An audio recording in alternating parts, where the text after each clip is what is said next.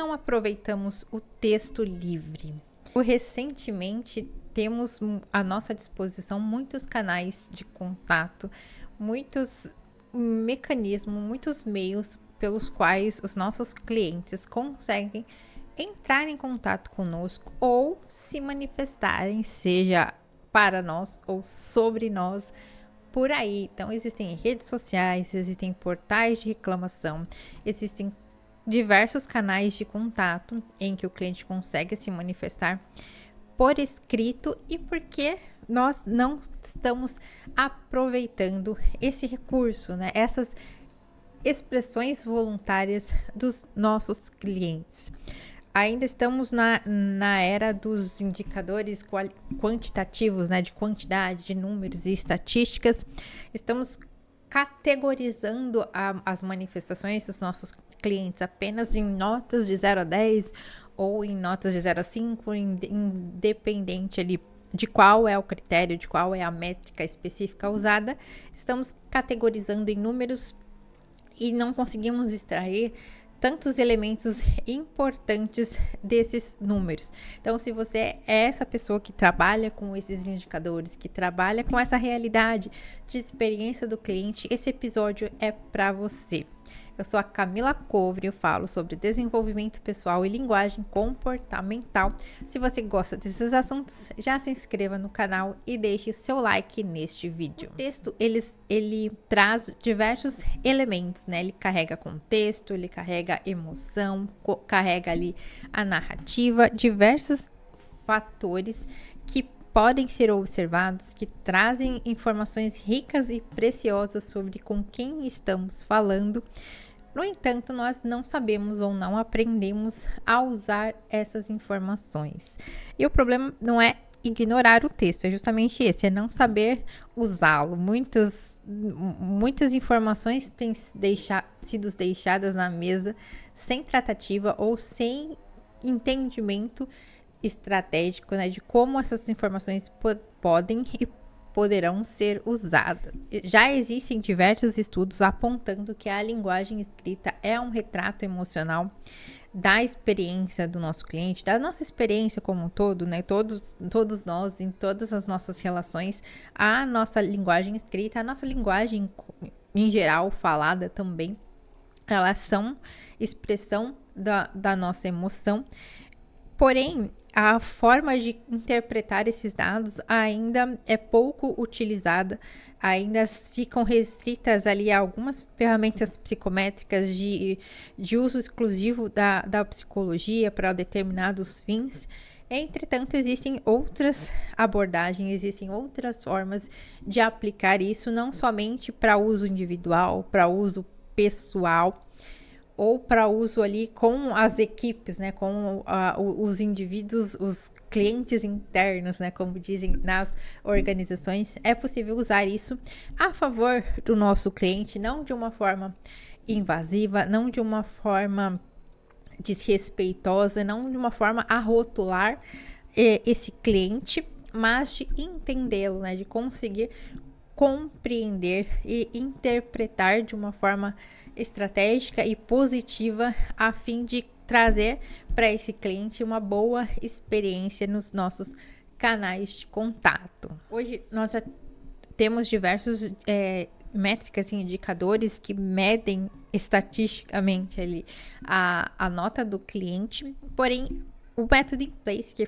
é o método que eu criei, ele transforma texto, né? Ele olha para o texto e considera ali as pistas de perfil comportamental, psicocomportamental do cliente e revela ali a forma como ele pensou, a forma como ele interpretou uma determinada situação, uma forma em que ele gera algumas expectativas, não necessariamente ele interpretou a situação literal falando, mas como ele normalmente, né, como os traços psicocomportamentais dele, os traços de caráter implícitos na mensagem, dão pistas de quais são as expectativas desse cliente, ou quais eram as expectativas do cliente no atendimento naquele momento, seja online, seja alguma avaliação passada de contexto. E para isso o método In Place ele foi criado tanto para ajudar um atendente a entender logo esse cliente e já evitar o ruído na mensagem ali online, quanto para análises estratégicas da área de experiência do cliente, para que sejam entendidas, né? Seja o texto livre de uma avaliação NPS, por exemplo, seja o próprio texto inteiro de uma conversa de chat, ou textos disponíveis nas plataformas de reclamação, no Reclame Aqui, entre outros.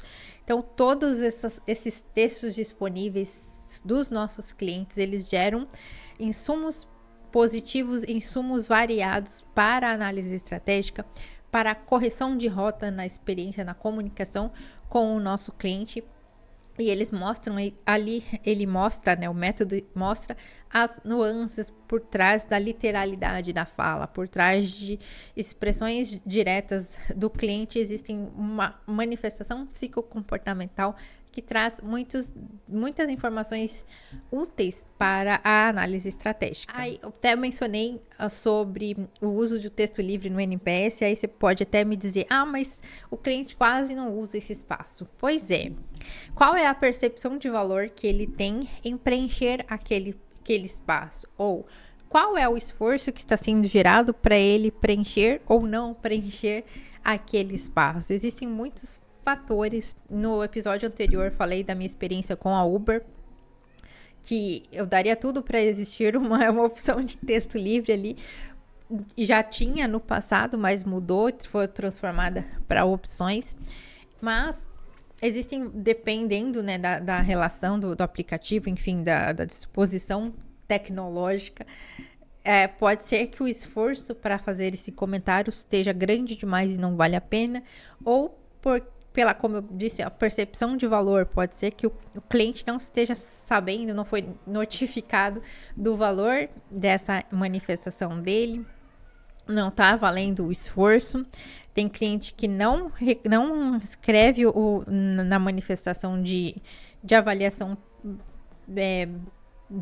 da própria empresa, mas vai lá e abre uma reclamação no Reclame Aqui da Vida, que é um outro esforço, nem é tão difícil reclamar lá, mas ainda assim é um outro canal, é um outro órgão, e gera ali determinados esforços, porque a percepção de valor de que uma reclamação no Reclame Aqui vai gerar resultado é muito maior do que a percepção de que se eu reclamar numa avaliação NPS, uma avaliação CSAT da vida, eu vou ter a minha resposta. Então, a percepção do cliente importa, e vários outros elementos mesmo da própria reclamação já deixa claro essa informação, né? Muitos casos tem clientes que já, principalmente ali no mercado, no meio financeiro, tem clientes que já adotou reclamar via Bacen como processo, porque ele criou no imaginário dele, né? Aquele cliente específico criou no imaginário dele a informação de que ele tem atendimento diferenciado pelo Bacen, seja num prazo, seja numa exceção, seja em sei lá mais o que. E aí, essa informação reforça o valor daquele canal, né? O valor de se manifestar naquele canal que não tem nesse outro canal ali, original da interação. Então, tudo isso gera informação, tudo isso gera comportamentos, geram reações psicocomportamentais, e dependendo do perfil do cliente, ao reforçar isso, você está praticamente jogando ele para reclamar em um outro canal público, que aí é um outro ponto também que pode ser, eu posso fazer um episódio só sobre Reclame Aqui, e as situações que são geradas ali, né? Muitas pessoas, eu já vi pesquisas também falando que eles medem a reputação de uma empresa pelo Reclame Aqui. Se ela não conhecia essa empresa antes, ou se ela nunca fez nenhum tipo de negócio com essa empresa antes, ela vai primeiro no Reclame Aqui ver as reações e não só a nota, ver as outras reclamações, as outras interações, e quando a gente vê alguns padrões de resposta, o quanto, não é nem se foi satisfatória ou não, no sentido de avaliada pela pessoa, mas a forma como foi respondida mesmo, tudo isso gera uma percepção para o seu cliente ou seu futuro cliente, e tudo isso depõe muito contrário sobre uma marca e uma empresa. O método In Place nasceu justamente desse ponto de dados numéricos e estatísticas que não estavam condizentes com o que o cliente estava dizendo, ou que não estavam trazendo dados relevantes para a estratégia, para a solução do problema apontado, que na verdade o problema era um número também, né? O problema era um detrator, o problema era um índice, né, de detratores, ou um índice de pesquisas baixas de satisfação, só que na análise, olhando só para os dados, só para os números, não estava trazendo nada. Então, que tal se a gente olhar para os clientes? Que tal se a gente olhar para as pessoas? Que tal a gente olhar para os aspectos psicocomportamentais dessas pessoas, e não somente depois que elas já reclamaram, depois que elas já se manifestaram em canais oficiais ou não, mas ali no ponto de contato inicial, né? No ponto de contato original, em que ele entrou para falar com a gente. E se a gente começar a prestar atenção no que ele fala, para além das palavras, né? Para além do literal, né? Para além das palavras objetivas, né? Para além dos dados e dos números, mas principalmente na história que ele está contando, nas emoções que ele está manifestando, em todas a cadeia de pensamentos, toda a linguagem, quais elementos estão ali compostos naquela linguagem, o que ela nos traz de informação. Realmente, esse conceito, ele é um dado que parte de uma análise qualitativa, né, a parte da análise da qualidade dessa comunicação, mas ele também é capaz de gerar dados quantificáveis para alimentar diversas estratégias, até porque ele é um método que dá para replicar. Ele é um método que dá até para automatizar. Estou pilotando essa parte de automatização. Realmente aí requer alguns instrumentos, requer participação de outras partes, né, para desenvolver cada vez mais a parte da automatização.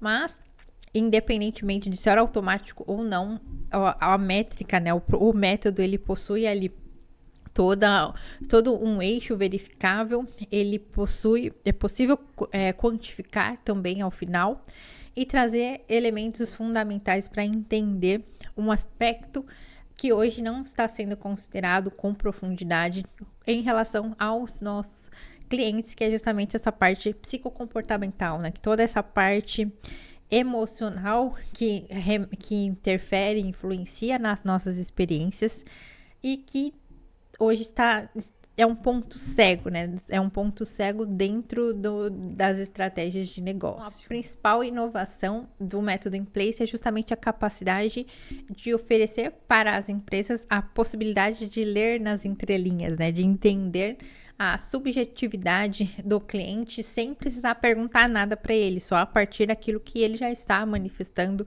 na conversa, o que ele já manifestou em algum outro canal, em alguma reclamação, ou mesmo em rede social, se ele estiver mencionando ou se referindo diretamente aos nossos canais de contato.